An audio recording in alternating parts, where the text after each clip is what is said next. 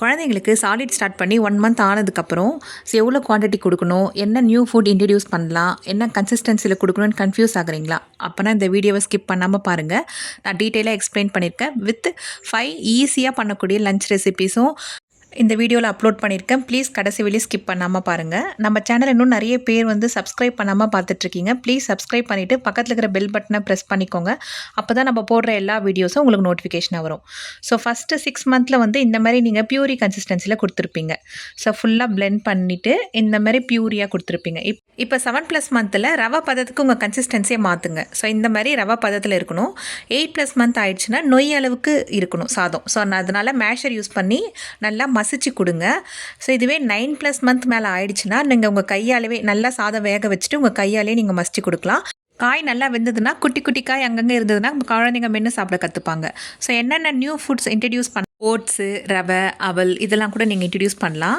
So பிரேக்ஃபாஸ்ட்டுக்கு தனியாக ஒரு வீடியோ அப்லோட் பண்ணுறேன். அதில் நான் டீட்டெயிலாக சொல்கிறேன். மறக்காமல் நம்ம சேனலை சப்ஸ்கிரைப் பண்ணி வச்சுக்கோங்க. பின்னாடி அப்லோட் பண்ணுறேன். ஸோ அதேமாதிரி நீங்கள் 6+ மந்தில் சிங்கிள் இன்க்ரீடியண்ட்டாக கொடுத்துருப்பீங்க. வெறும் அரிசி பருப்பு, இல்லைனா அரிசி காய், இல்லைனா வெறும் பருப்பு அந்த மாதிரி கொடுத்துருப்பீங்க. ஸோ இப்போ 7+ மந்தில் 2 காய் சேர்ந்த மாதிரி கொடுக்கலாம், பருப்பு காயும் சேர்ந்த மாதிரி கொடுக்கலாம். ஸோ அந்த மாதிரி நீங்கள் ஸ்டார்ட் பண்ணலாம். ஸோ நான் ஒவ்வொன்றா உங்களுக்கு சொல்கிறேன். நீங்கள் ஸ்கிப் பண்ணாமல் பாருங்கள். ஸோ ஃபஸ்ட்டு ரெசிபி என்ன பார்க்க போகிறோன்னா கேரட் பீன்ஸ் ரைஸு. ஸோ அதுக்கு நான் குட்டி குட்டியாக நறுக்குனா கேரட்டையும் பீன்ஸையும் ஒரு வானலில் தண்ணி ஊற்றி வேக வச்சுக்கிறேன். ஸோ உங்கள் வீட்டில் நீங்கள் தனியாக குழந்தைங்களுக்குன்னு செய்யாதீங்க. நீங்கள் கேரட் பீன்ஸ் பொரியல் எப்படி பண்ணுவீங்களோ ஸோ அந்த மாதிரி ஃபஸ்ட்டு வேக வச்சுட்டு குழந்தைங்களுக்கு பியூரி மாதிரி எடுத்துக்கிட்டு நீங்கள் அதிலே தேங்காய் தாளிப்பு போட்டு நீங்கள் பொரியலாக செஞ்சுக்கலாம். ஸோ இந்த மாதிரி நான் பியூரியாக எடுத்துக்கிறேன். ஸோ அதேமாதிரி வீட்டிலேயே சாதம் ரெடியாக இருக்குன்னா அதையுமே இந்த மாதிரி தண்ணி ஊற்றி அரைச்சி வச்சுக்கோங்க.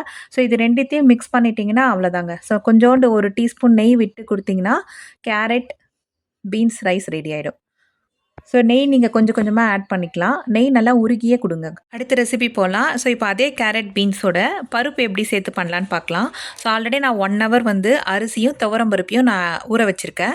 ரேஷியோ 2 டேபிள் ஸ்பூன் அரிசி எடுத்திங்கன்னா 1 டேபிள் ஸ்பூன் துவரம் பருப்பு 2:1 ரேஷியோவில் எடுத்துக்கோங்க. ஸோ அதுக்கப்புறம் வெட்டி வச்ச கேரட்டும் பீன்ஸையும் நான் சேர்த்துக்கிறேன். ஸோ தேவையான அளவு தண்ணி ஊற்றிக்கோங்க. இது கூட நான் இந்த வீடியோவில் 1 டீஸ்பூன் மஞ்சத்தூள் சேர்த்துக்கிறேன். நீங்கள் 8 மாதத்துக்கு மேலே நீங்கள் அதை சேர்த்துக்கலாம்.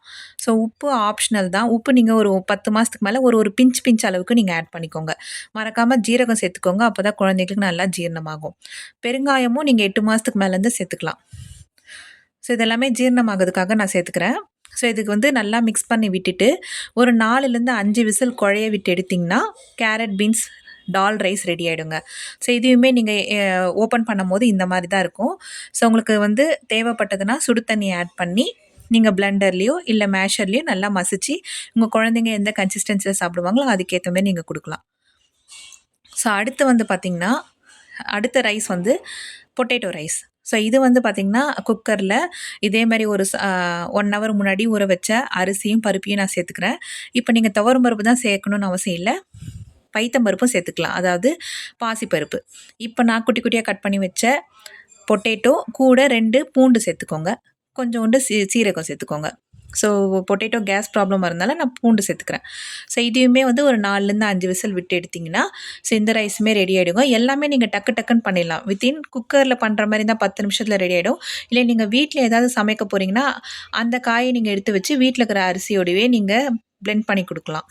ஸோ இப்போ இதில் கொஞ்சம் தண்ணி தேவைப்படுதுன்றதுனால நான் தண்ணி சேர்த்து மேஷரில் நல்லா மசிச்சு கொடுத்துருக்கேன். ஸோ நீங்கள் கன்சிஸ்டன்சி குழந்தைங்களுக்கு சேஞ்ச் பண்ணணுன்னா ஒரேடியாக மாற்றாதீங்க, கொஞ்சம் கொஞ்சமாக மாற்றிடுவாங்க கிராஜுவலாக. ஏன்னா டக்குன்னு நீங்கள் டெக்ஸ்சர் மாற்றினீங்கன்னா குழந்தைங்களால முழுங்க முடியாது, அவங்க சாப்பிடவும் மாட்டாங்க, ரொம்ப அடம் பிடிப்பாங்க. ஸோ நான் வீடியோவில் கொஞ்சம் திக்காக இருக்கும். என்னோடய பேபி 10 மந்த் கிட்ட ஆனதுனால நான் அந்த மாதிரி வச்சுருக்கேன். நான் ஃபஸ்ட்டு உங்களுக்கு காமிச்சேன் இல்லைங்களா, அந்த மாதிரி கன்சிஸ்டன்சியில் தான் நீங்கள் கொடுக்கணும். Next beetroot rice.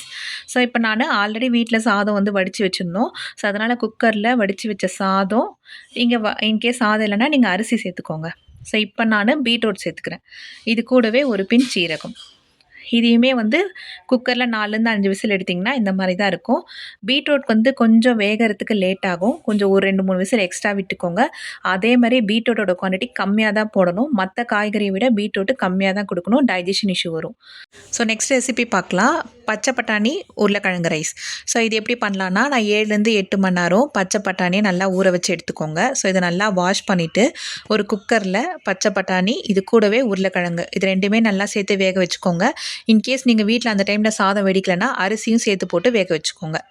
ஸோ இதெல்லாமே நல்லா வெந்ததுக்கப்புறம் ஸோ மெயினாக இந்த ஒரு விஷயம் பச்சை பட்டாணியில் நீங்கள் பண்ணணும். என்னென்னா பச்சை பட்டாணி வெந்ததுக்கப்புறம் அது மேலே இருக்கிற அந்த வெள்ளையாக இருக்கிற தோலை ரிமூவ் பண்ணிவிட்டு குழந்தைங்களுக்கு கொடுங்க. ஏன்னா குழந்தைங்களோட தொண்டையில் அது ஈஸியாக அடைச்சிக்கும். என்ன தான் நீங்கள் பிளெண்டரில் பிளெண்ட் பண்ணாலும் அங்கங்கே திப்பி திப்பியாக இருக்குங்க. அதை மட்டும் கொஞ்சம் நோட் பண்ணி பார்த்துக்கோங்க. ஸோ இப்போ நான் சாதத்தோட பச்சை பட்டாணி உருளைக்கிழங்கு 2த்தையும் சேர்த்து கொஞ்சோண்டு தண்ணி விட்டு மிக்சியில் ஜாரில் போட்டு அரைச்சி எடுத்துக்கிறேன். ஸோ கன்சிஸ்டன்சி மட்டும் பார்த்து கொடுங்க. ஏன்னா கன்சிஸ்டன்சி டெக்ஸ்சர் சேஞ்ச் ஆனால் குழந்தைங்க சாப்பிடவே மாட்டாங்க, ரொம்ப அடம் பிடிப்பாங்க. ஸோ அது மட்டும் கொஞ்சம் பார்த்து கொடுங்க. ஸோ குழந்தைங்களுக்கு நெய் வந்து சேர்த்துக்கோங்க டெய்லி ஒரு டைமாவது. குட் ஃபேட் இருந்ததுன்னா குழந்தை வெயிட் கெயின் ஆகிறதுக்கு ரொம்ப ஹெல்ப்ஃபுல்லாக இருக்கும். ஸோ அதேமாதிரி நான் இப்போ சொன்ன ரெசிப்பியில் நீங்கள் எந்த காய்னாலும் டிஃப்ரெண்ட்டாக ஆட் பண்ணிக்கலாங்க. ஸோ ஸ்வீட் பொட்டேட்டோ சேர்த்துக்கலாம், பூசணிக்காய் சேர்த்துக்கலாம், பாசிப்பருப்பு சேர்த்துக்கலாம், துவரம் பருப்பு சேர்த்துக்கலாம். அதுக்கப்புறம் வந்து கடலப்பருப்பு கூட நீங்கள் 8 மாதத்துக்கு மேலே ஆட் பண்ணிக்கலாம். ஸோ இந்த மாதிரி நிறைய பேபி ஃபுட் ரெசிபீஸ், நம்ம சாப்பிட்ற ஃபேமிலி ரெசிபீஸ், என்னோடய பிசிஓடி இஷ்யூ இதெல்லாமே ஃப்யூச்சரில் அப்லோட் பண்ணலாம் இருக்கேன். ப்ளீஸ் தயவுசெய்து ஸ்கிப் பண்ணாமல் சப்ஸ்கிரைப் பண்ணிவிட்டு பாருங்கள். தேங்க்யூ.